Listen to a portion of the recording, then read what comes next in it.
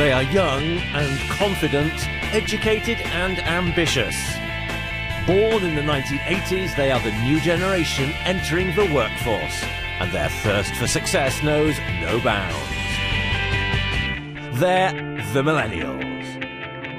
Last week on the programme, in London, 26-year-old Joe Braidwood revealed his work-work balance. For me, there's no real distinction between when I'm not working and when I am working. It's, wherever I am. And in Johannesburg, Millie Bongela told us how she manages her ambition. I don't have to have the biggest house or the biggest car, or I don't have to have a lot. I don't want it all. I just want enough. That's all.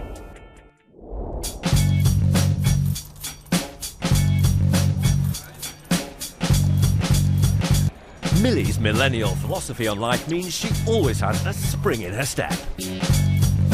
Today, she's in colourful Cape Town, meeting with her business partner, Doreen. Are they selling? Yes. Good. But this isn't a shopping spree. Millie is here to look at a new studio space for their store, Me, Me, Me. A space where their creations can come to life.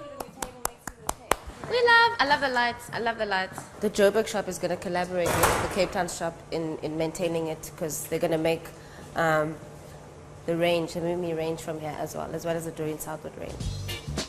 Millie and Doreen first opened their boutique in Johannesburg 2 years ago. Before that, Millie sold the clothes in her apartment.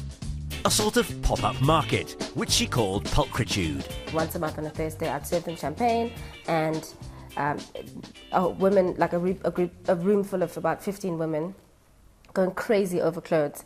And one of them, after a couple of months of coming to Pulchritude and buying every single month, came to me and said, Millie, if you ever want to open like a proper store one day, let me know. A few weeks later, Millie had signed on the dotted line. Hi. Today, her talent goes beyond her store responsibilities. She's fully involved in new designs, materials and photography. You get such a good eye for the model. Such a great eye for models. It's fantastic. Now, remember that girl that you chose? There she is. She models for Paul Smith now. Oh no! And and they've done a whole article on her. Despite the million things she takes on, Millie is modest about her workload. I think we work differently. I don't think we necessarily work harder. I mean, in terms of physical toil, I definitely don't toil physically as much as my mother and my father had to. Hello, Millie speaking. Now she's living her life the millennial way, redefining what it means to work and reaping the rewards.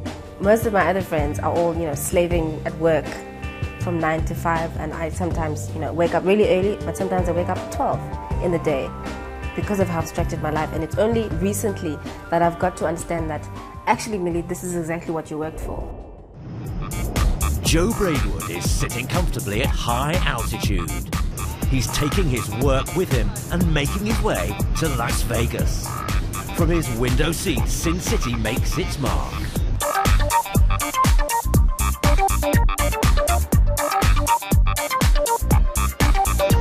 We just got to Las Vegas and we're booked into a suite, which we haven't found yet, but it's quite exciting because we paid next to nothing for it. But apparently it has a view. 7705 of the Las Vegas Strip. But it wasn't the view or the lights that brought him here. He's come for the world's largest consumer electronics show, where companies come to showcase their electronic wares. It's the largest gathering of people in the world that work in consumer electronics, and we feel that it's a great way to meet people, to keep up with our contacts such as Google and Amazon, who we work with in the app space.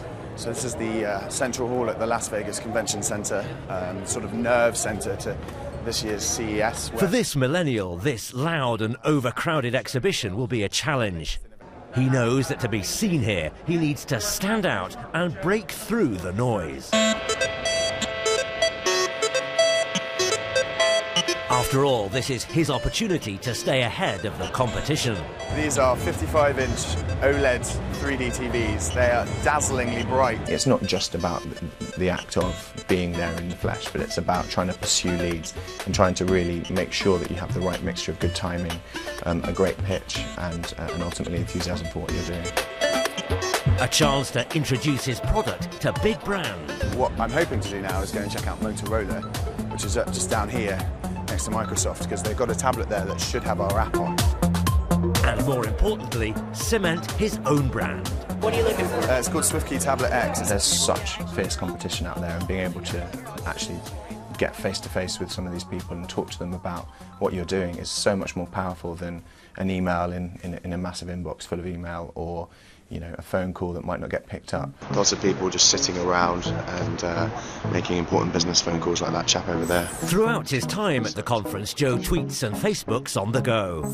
Tonight he may be selling his own digital communication, but this millennial knows there's no substitute for the real thing. We're in this digital connected world. Cutting through that and actually getting face-to-face time with someone who's in a decision-making capacity and being able to really show your enthusiasm for the product face-to-face is invaluable. That may be so. Still, Joe is living his life the millennial way, working smart and playing hard.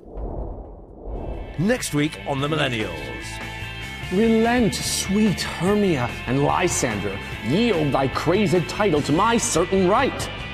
In New York, Michael Burbach takes on Shakespeare and the working world. And in Santiago, Chile, networking in a foreign language, David works the salsa floor looking for business opportunities.